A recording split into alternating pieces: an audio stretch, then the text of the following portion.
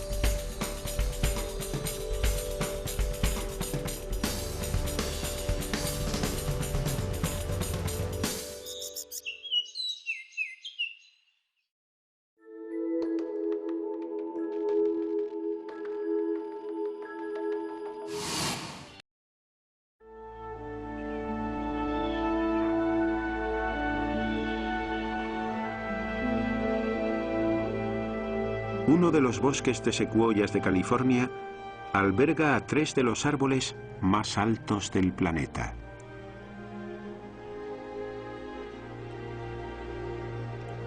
Esta secuoya sobrepasa los 100 metros de altura, equivalente a un edificio de 30 plantas.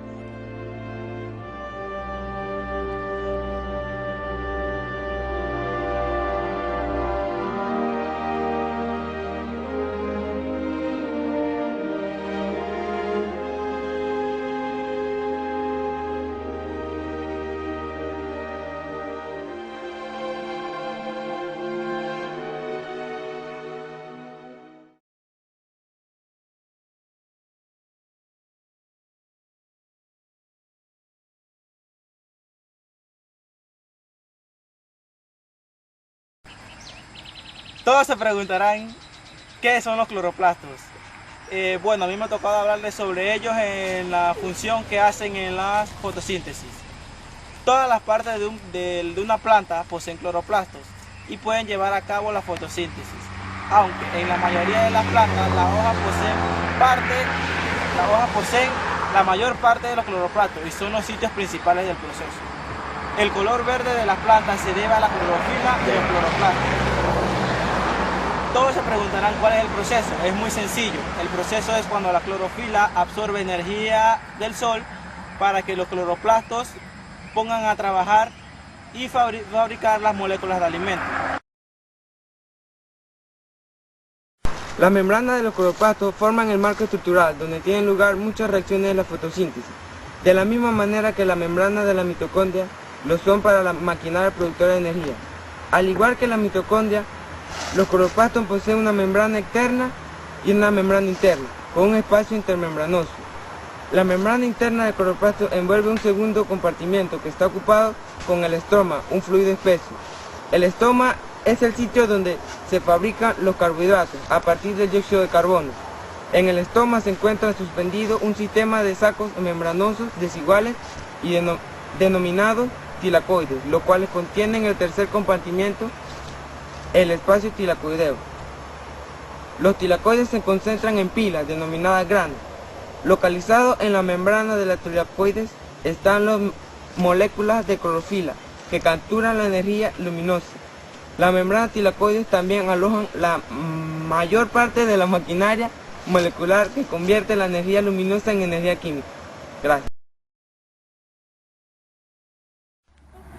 Todos se preguntarán cómo las plantas son capaces de producir oxígeno a partir de la materia prima que utilizan, como el agua, H2O y el dióxido de carbono. Bueno, y también les explicaré los diferentes experimentos que hicieron nuestros científicos para descubrir este maravilloso proceso que es necesario para la vida en nuestro planeta. El final de la fotosíntesis es el sitio apropiado para comentar sobre la base metabólica que hemos tratado. Todos los organismos, incluidas las plantas, se valen de la respiración celular para conseguir la energía que necesitan para romper las moléculas de glucosa. Seguiremos los pasos químicos de la glucólisis y el ciclo de Krebs, los cuales rompen la molécula de glucosa y liberan su energía.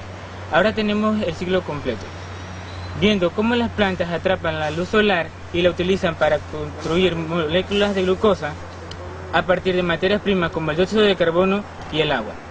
Al trazar la síntesis de la ruptura de la glucosa, vemos cómo las células utilizan varios de los mismos mecanismos como reacciones redoxo, quimiósmosis y transporte electrónico. En el almacenamiento de la energía, o sea, fotosíntesis, y en la obtención de energía, o sea, respiración celular. Paso 1 del ciclo de Calvin, fijación del carbono. La ribosa bifosfato carboxilasa combinan 3 moléculas de CO2 con 3 moléculas de ribosa bifosfato y dan como resultado 6 moléculas del ácido orgánico de 3 carbonos del ácido fosfoglicérico. El paso 2 es el consumo de energía de la oxidorreducción. Se consume 6 moléculas de ATP, se oxida 6 moléculas de NADPH y se reduce 6 moléculas del EPH, dando como resultado la fosfoglicídico de 3 carbonos. Paso 3, liberación de una de las moléculas de G3Ps. 5 de los G3Ps del paso 2 permanecen, la única que se va es el saliendo del producto neto de la fotosíntesis. Una célula vegetal utiliza 3 moléculas de G3Ps para producir una molécula de glucosa al carbono necesario para la producción de fotosíntesis. La fotosíntesis y la fabricación de la energía lumínica. La fotosíntesis realizada por los cloroplastos de las plantas producen billones de material orgánico cada año. Una producción que ningún otro proceso químico es tan importante en la Tierra y en la vida. En ella, los cloroplastos de las plantas juegan un papel muy importante, ya que es el encargado de fabricar la materia orgánica que las plantas necesitan para la fabricación de su alimento. A diferencia de los seres humanos que no fabrican sus propios alimentos.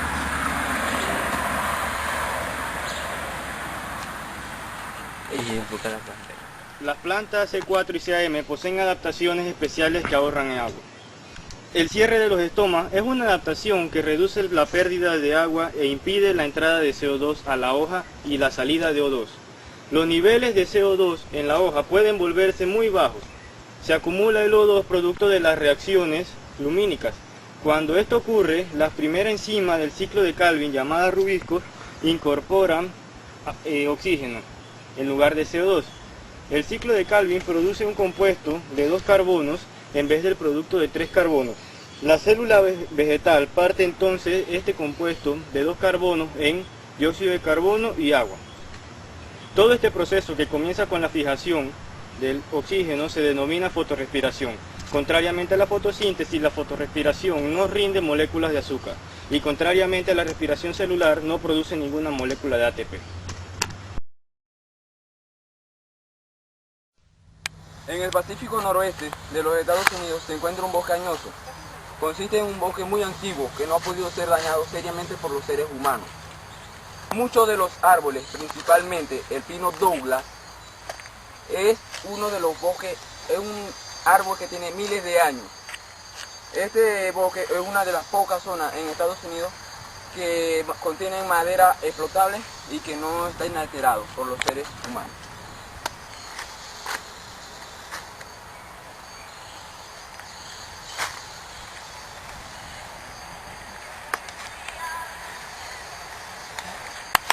Como les decía, el pino Douglas, también llamado Araucaria, su nombre científico es Pseudotsuga menziesii.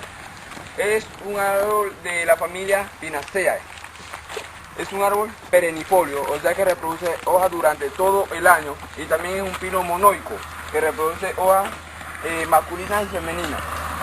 Sus raíces son muy superficiales, por lo que puede tender a caerse con los fuertes vientos. Sus acículas, que son sus hojas, son muy suaves y flexibles y pueden llegar a medir unos 15.30 centímetros de longitud.